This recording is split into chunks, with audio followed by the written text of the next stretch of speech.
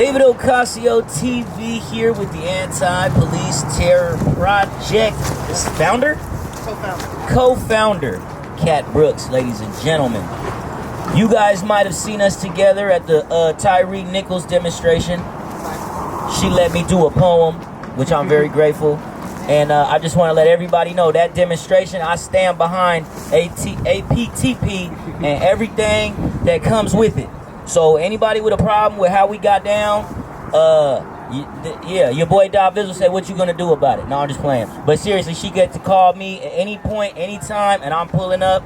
So I wanted to give you a chance to say something about the current events and state of the work that you're doing.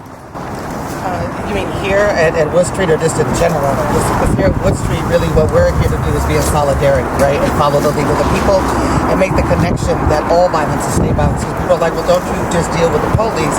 But being unhoused is state violence. Not having resources is state violence. Evictions are state violence. But educating our children is state violence, right? And so we stand at the intersection of all of those things, calling out state violence. So we're just really out here trying to be supportive to help with agency and self-determination, bring whatever resources we have to bear. Mental health first, our volunteers, and we are all volunteer. Our volunteers are out here supporting people with mental emotional crisis.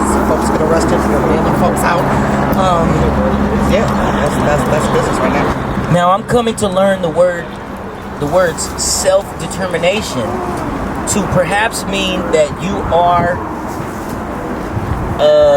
coming self-motivated out of something, not necessarily with assistance or not necessarily in a shelter, but you might be out in a place like this, self-determined to get to the next level without an institution's help. Is that kind of how to describe self-determination? Kind of, sort of, for us, like, so the difference between Mental Health First and, let's say, other organizations that actually get the money to do the work is that when you call Mental Health First, we're not going to tell you what your pathway to safety is, what your pathway to health is. We're going to work in partnership with you for you to decide what that pathway is, because we believe that you are the expert on your own life, on your own emotional state, mental state, physical state, right? That you know what you need. And so our job is to help you facilitate what it is you need, as long as it's walking a path to safety, as opposed to we're going to come grab you and take you to stay on the reader, or grab you and take you to stay into it. We don't even, unless someone asks for longer term care, that's just not even on the table for us, right?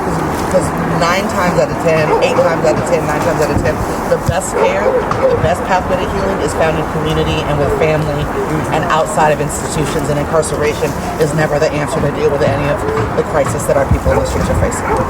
Right. And Anti-Police Terror Project was in Sacramento yesterday. They had a booth. We have a chapter out there. We have a chapter in Sacramento, so they do a lot of work in Sacramento too, and that's actually with the other co-founder and who also the co-creator of Mental Health First, lives in Sacramento. Nice. So shout out to the Sacramento chapter from Wood Street Encampment to Camp Resolution. We are in solidarity. I would like this opportunity to say and ask you, so we had talked earlier about doing something artistic. Well, first, let me jump back. Congratulations on the house. How long has that been open? The People's House, we opened over our 9th celebration of the radical legacy of Dr. Martin Luther King in January. So since we opened the doors in January. So for those that don't know, on 9th and Willow, right? 9th and Willow. 10th and Willow. In between 9th and 10th. Right. 10th and Willow. The Anti-Police Terror Project has a building. So I am trying to throw something there this summer. I don't know, some poetry related or something.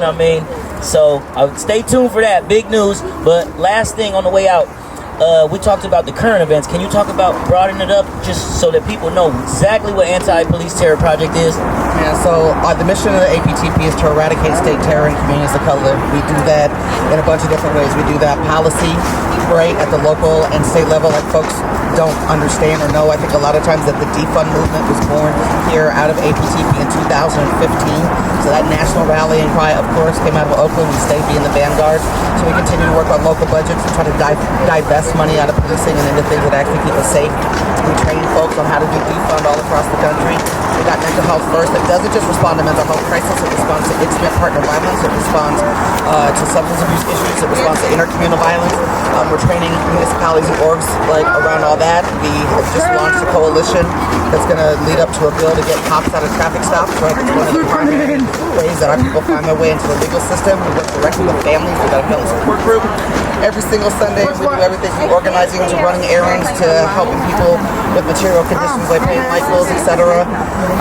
The People's House has regular healing justice hours and portals. We just had 50 families and community members there over the weekend getting some healing justice. What else do we do? The food justice program is coming. We do advocacy inside of institutions. We keep our eye on Santa Rita. I mean, that's a good container, but we stay busy. And I just want to shout out though, like really, because I often get to be the face of APTP, but the engine of APTP are our volunteers, right? Like brown and black and white allies that give their time, their passion, their commitment, their energy, right, to getting down and being in service of the people. And so I just always have to shout them out because you're like, oh, yay, Cat. No, not yay, Cat. Yay, the folks at Oakland and beyond. They're supportive of our work and really engaged every single day in doing it. That's right, ladies and gentlemen. So you heard it here. Shout out to Sacramento from Oakland. Wood Street. The struggle continues, and we will tune in later. All right. All right.